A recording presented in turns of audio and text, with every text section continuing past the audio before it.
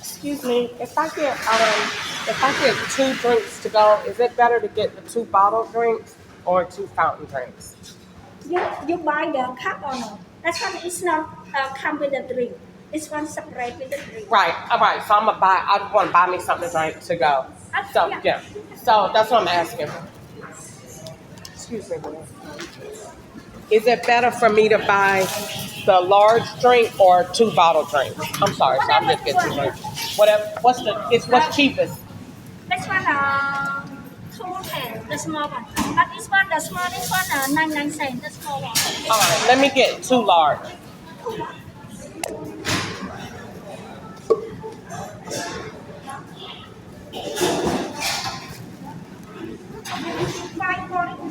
Actually, I'm so sorry. Can I get one cup and one bottle of water?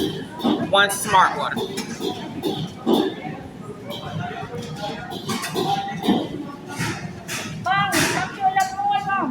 It's okay. I get it. Don't get it. I'll take it. I'm waiting up.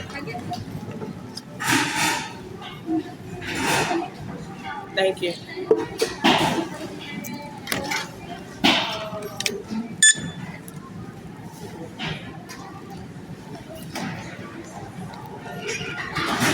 Thank you so much, ma'am. Can I have a cup holder?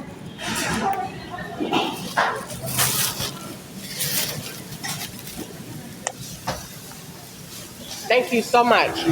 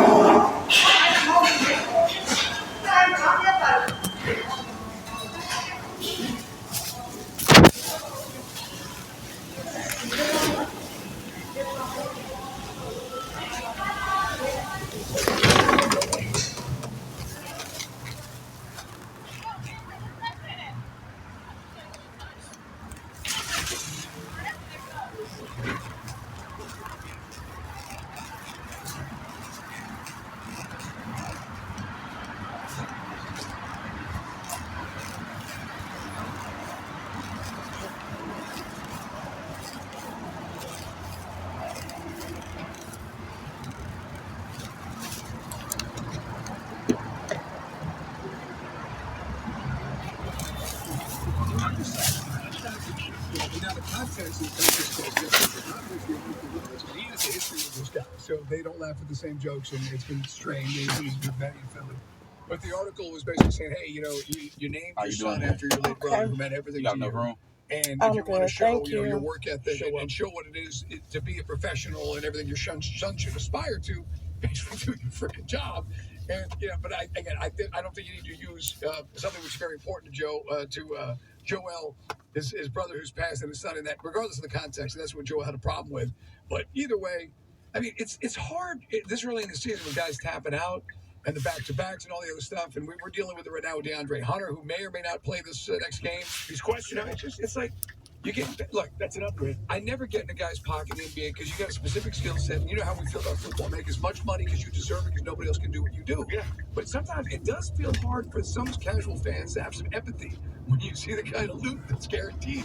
Right, these guys are bringing in. Well, and here's the other thing. I mean, when you basically, the team comes out, and they were fined, by the way, by the NBA, but when the team comes out and says, yeah, we're not sure when he's going to play, as a season ticket holder, or somebody that wants to go see Joel Embiid, and by the way, he's great to see in person. He's incredible.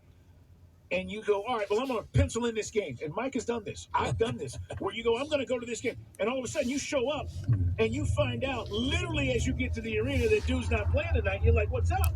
You're dealing with the integrity of the game. So the league is very cautious about, hey, you don't need to say he's not going to play. We understand that these guys are going to get rest. But when you start saying, well, he's not going to play in back-to-back. So all of a sudden now, Mike, on the schedule, I'm looking at back-to-backs. You know what gamblers do? Right. They look at back-to-backs. There you go. And look, I just think that, Silver is so spineless. I mean, Adam Silver, he's got this amoeba jellyfish.